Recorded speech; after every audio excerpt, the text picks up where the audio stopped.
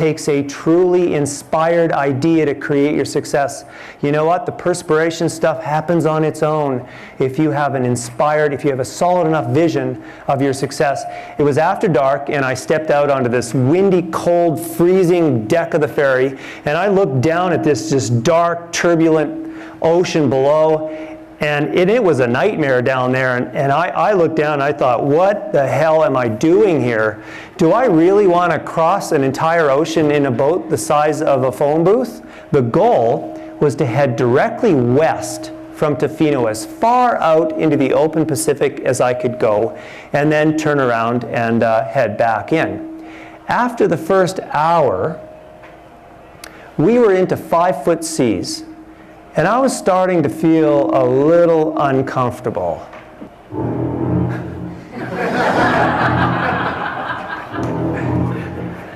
After the second hour, we were into 10-foot seas, and I was throwing my guts up. Yeah, by the fourth hour, I was 20 kilometers out into the open Pacific. I was into 15-foot waves. Imagine that. Do you know what a 15-foot wave looks like? These advancing mountains of water, tall. You know, they say that when you get seasick, at first you're afraid you're going to die, and then you're afraid you're not going to die. I reached my furthest distance of 20 kilometers out into the Pacific Ocean, and as if on cue, there was a pod of feeding humpback whales there, an absolutely inspiring sight. But you know, I had other concerns at the time. We turned around at the whales, and it took me 5 grueling hours to make it back to the safety of the marina in Tofino, where I proceeded to pass out in my hotel room. You know, although I didn't necessarily like what I learned after the Tofino sea trials, I came away from that experience feeling much better about what I had set out to do, and certainly much better than how I felt about it 3 days earlier on the ferry, or how horrible I imagined it could be before I had gained any real experience at all. When you're bold, it means you're going to be venturing into new, personally unexplored territories, and dealing with fear is going to be part of that process. Don't let your fears rule your life. Be bold, and just do it. One step at a time and one bite at a time. After each bite, you're going to learn more about what it takes to. Most distance traveled by human power in one day, exactly 24 hours. The existing record was set by a German professional cyclist in 1995 of 1,021 kilometers. That's the distance between here and California by bicycle in one day. So most people will never drive their cars that far in one day, and I had to pedal my bullet bicycle at least that far to break the current world record. On fire. Since I can't get out of my capsule, I have to pee into a tube fixed to me by catheter. So I'm drinking liquid food and water out of another tube and praying that my pit crew hasn't somehow mixed up those tubes in there. There's tubes everywhere. It was a complicated mess inside that thing, I'm telling you. You see, ever since I was a child, I've had this belief that I could accomplish things that were always just a little bit beyond my capability level at the time. Time and time again, I've bitten off way more than I could chew, and I've made some pretty crazy blunders in the process, believe me, but I persevere.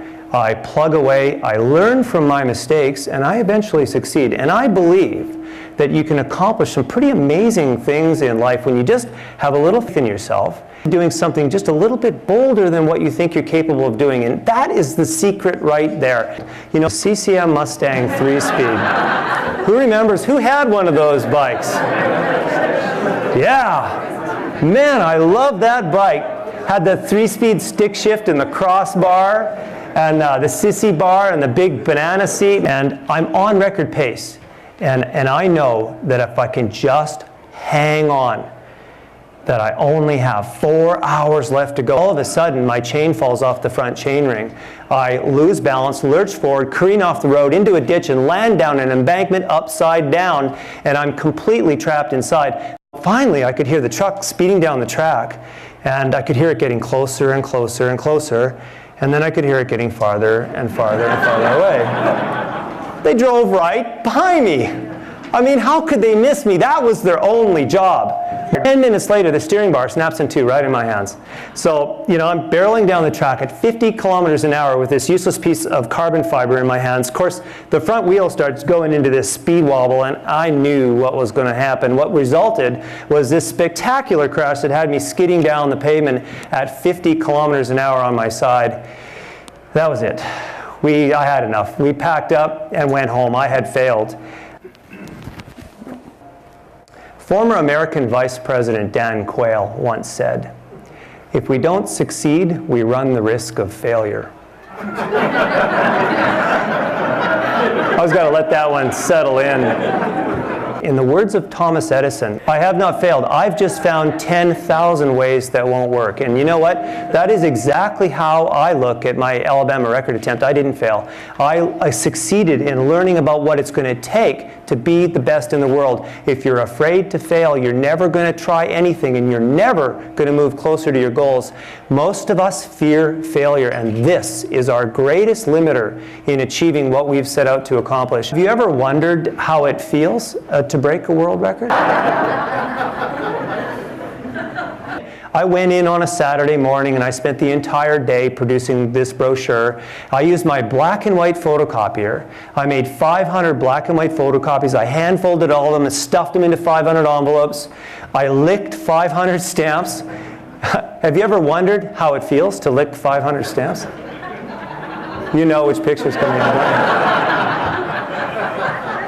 Human power is all about the pursuit of doing more with less, and it is a refreshing approach compared to our current attitude here in North America and many places of the world right now of always trying to accomplish more with more. Bigger cars, faster cars, more consumption, more.